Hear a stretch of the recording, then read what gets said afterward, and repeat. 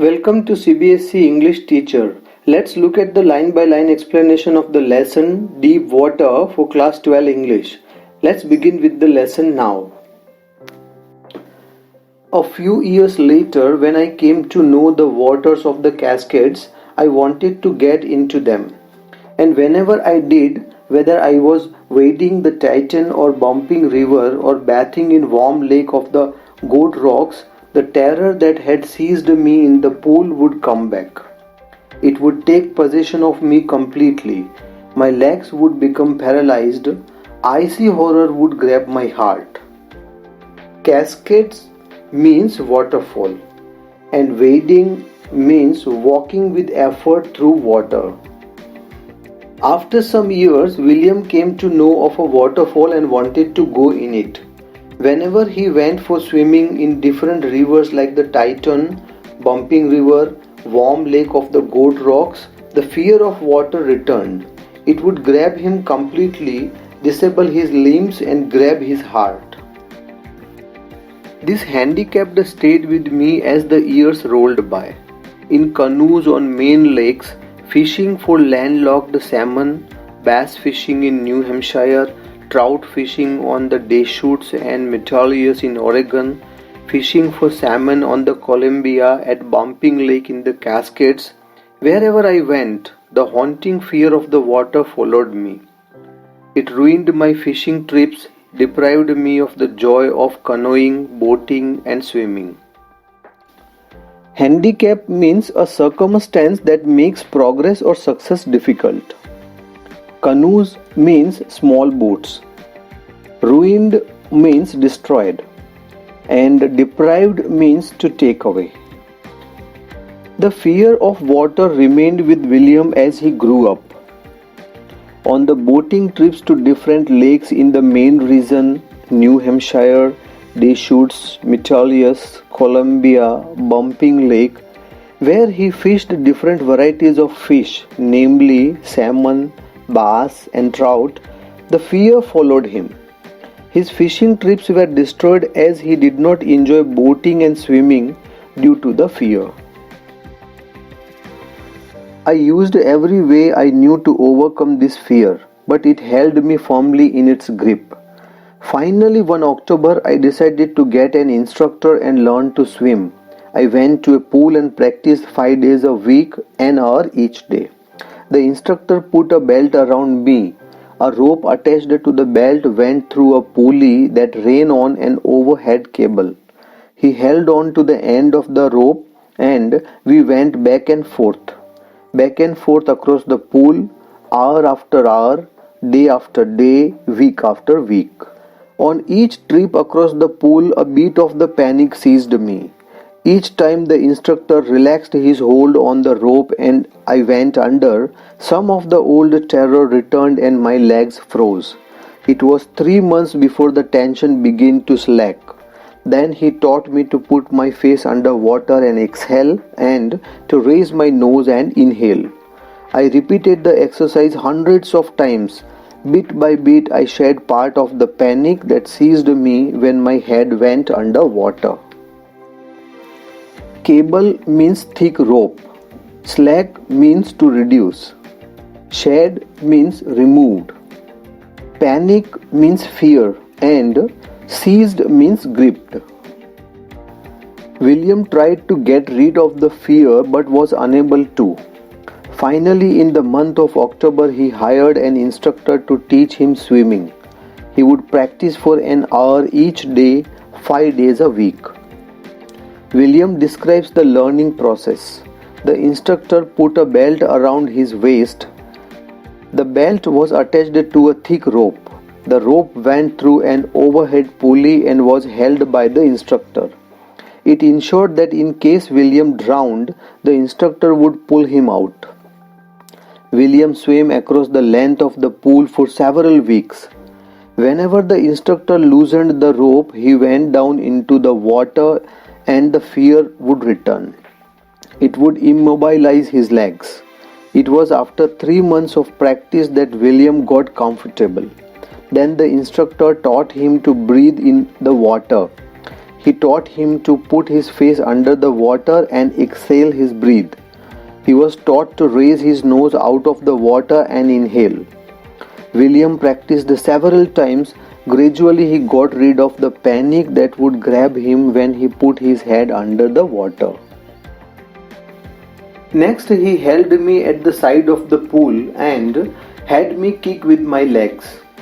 For weeks, I did just that. At first, my legs refused to work, but they gradually relaxed and finally I could command them. Command means order. In the third phase of the learning process, the instructor taught William to kick the water's surface with his legs. He did this for many weeks. Initially, his legs did not move, but gradually they relaxed and finally, William could order them to kick in the desired way. Thus, piece by piece, he built a swimmer, and when he had perfected each piece, he put them together into an integrated whole. In April, he said, "Now you can swim. Dive off and swim the length of the pool, crawl, stroke." Stroke means a particular style of moving the arms and legs in swimming. Finally, the instructor made a swimmer out of William in phases. When William had perfected each phase, he compiled them. In the month of April, the instructor told William that now he could swim. He asked him to dive into the pool and swim the length of the pool in a particular style called the crawl stroke. I did. The instructor was finished. But I was not finished. I still wondered if I would be terror-stricken when I was alone in the pool. I tried it. I swam the length up and down.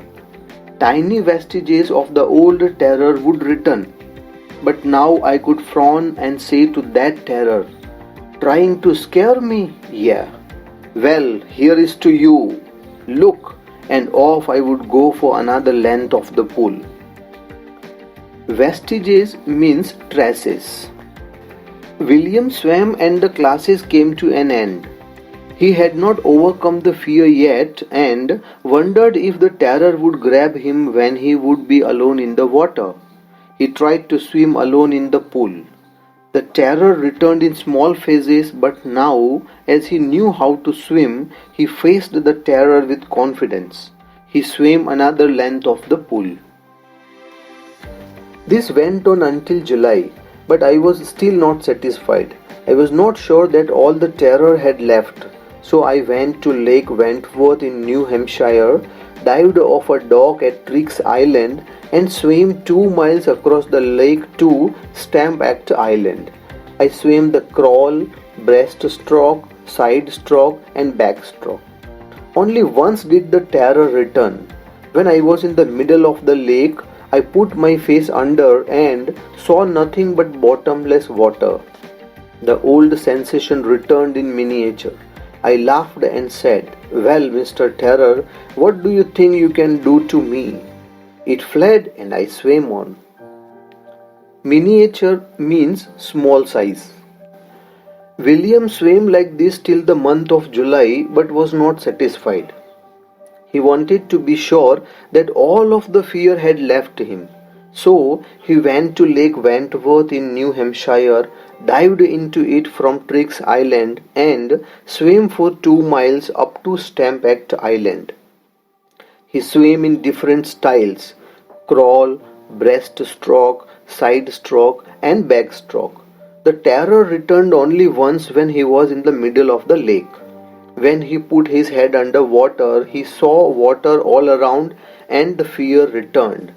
This time, William laughed at the terror and said to it that it could not harm him. He saw that the terror vanished and he resumed swimming. Yet I had residual doubts.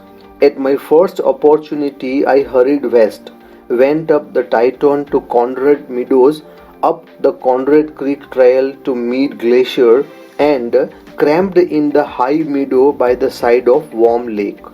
The next morning I stripped, dived into the lake and swam across to the other shore and back just as Doug Corcoran used to do. I shouted with joy, and Gilbert Pig returned the echo. I had conquered my fear of water. Residual means leftover.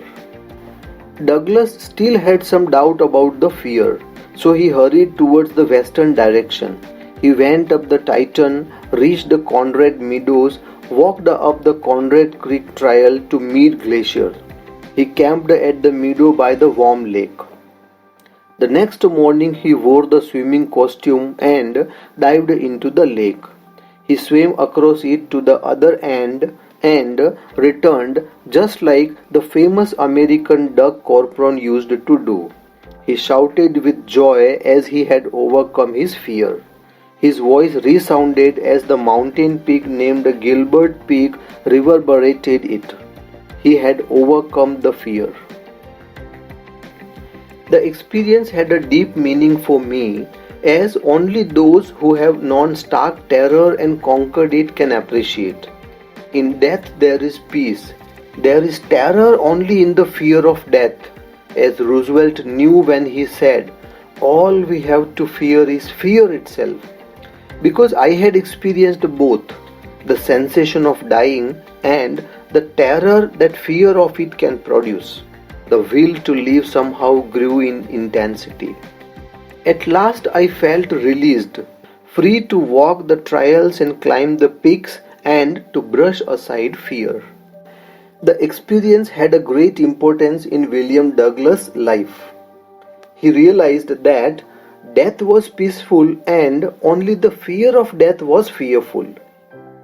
He recollected the words of one of the presidents of America, Roosevelt. Roosevelt had said that all we have to fear is fear itself. As William had experienced both death and the fear of death, his desire to live grew immensely. He felt released from fear and was free to walk up the trails and climb up the mountains fearlessly.